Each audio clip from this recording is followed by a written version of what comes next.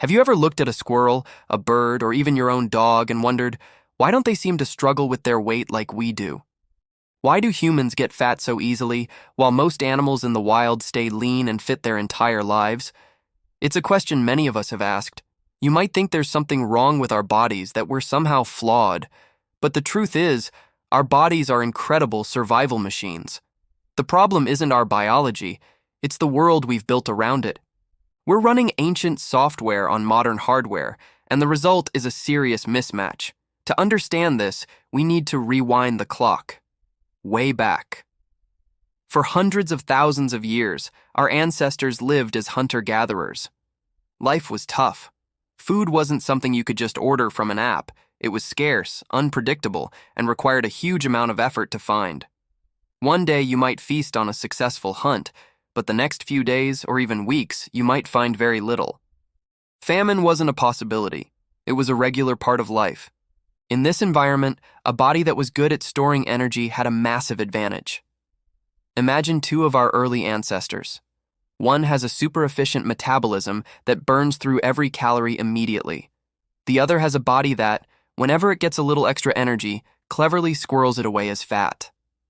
When a period of famine hits, who do you think is more likely to survive? The one with the energy reserves, of course. That stored fat acts like a built-in power bank, providing fuel when there's no food to be found. So, through natural selection, we evolved to be experts at fat storage. Our bodies became programmed with a simple life-saving directive.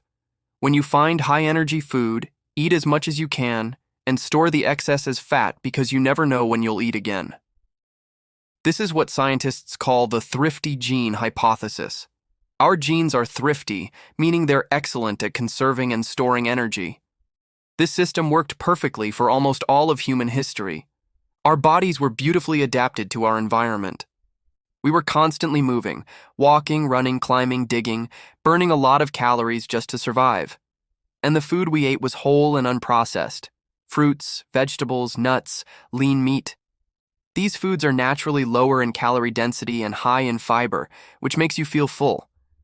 It was very difficult to overeat. Now let's fast forward to today. What has changed? Well, everything. In the blink of an eye, evolutionarily speaking, our world has been completely transformed. We went from a state of scarcity to a state of overwhelming abundance. For many of us, food is everywhere. We're surrounded by supermarkets, fast food restaurants, and vending machines, all offering an endless supply of calories 24/7. And what kind of food is it? It's not the simple natural food of our ancestors.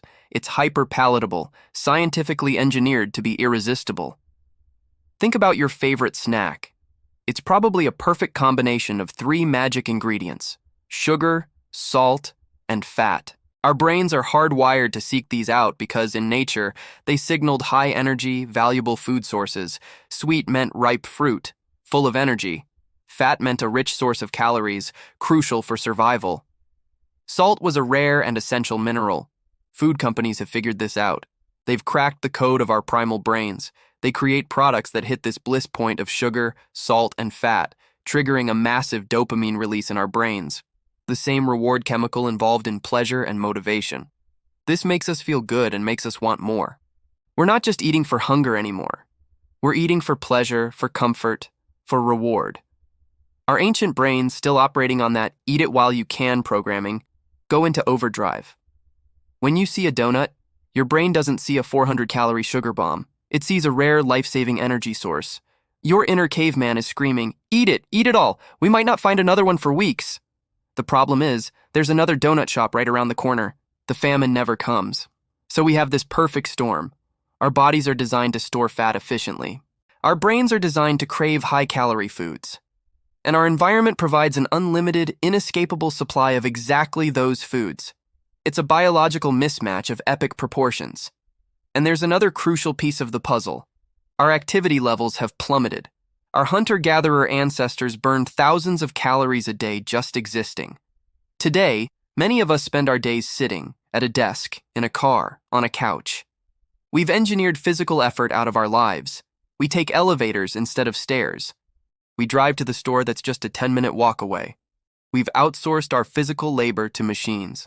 So, on one hand, our calorie intake has skyrocketed, and on the other, our calorie expenditure has dropped off a cliff.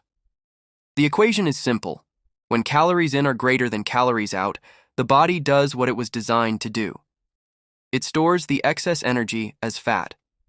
Our thrifty genes, which were once our greatest asset for survival, have become a liability in the modern world. This is why it feels like such an uphill battle. It's not a lack of willpower. You are literally fighting against hundreds of thousands of years of evolutionary programming. When you try to resist that cookie, you're not just fighting a craving, you're fighting a deep-seated survival instinct. That's why diets so often fail. Simply restricting calories without understanding the underlying biology is like trying to hold a beach ball underwater. You can do it for a while, but eventually, your primal drives will push it right back to the surface. So, what can we do? Are we doomed to be victims of our own evolutionary success? Absolutely not. Understanding the problem is the first step toward solving it. We can't change our genes, but we can change our environment and our habits. We can consciously recreate some of the conditions our bodies are actually designed for. First, let's talk about food. The goal is to eat in a way that works with our biology, not against it. This means focusing on whole, unprocessed foods as much as possible. Think foods that your great-great-grandmother would recognize: fruits, vegetables, lean proteins, nuts, and seeds. These foods are generally lower in calorie density and higher in fiber and water, which helps you feel full and satisfied. They don't have the hyper-palatable qualities that hijack your brain's reward system. You're much less likely to binge on broccoli than you are on potato chips. Try to be mindful of your food environment. If your kitchen is stocked with junk food, you're setting yourself up for failure. Make healthy choices the easy choices. Second, we need to move more. Our bodies weren't designed to be sedentary. They were designed to walk, run, and lift. You don't have to become a marathon runner or a professional weightlifter. The key is to integrate more movement into your daily life. Take the stairs. Park further away. Go for a walk during your lunch break. Find a form of exercise you genuinely enjoy, whether it's dancing, hiking, swimming, or playing a sport.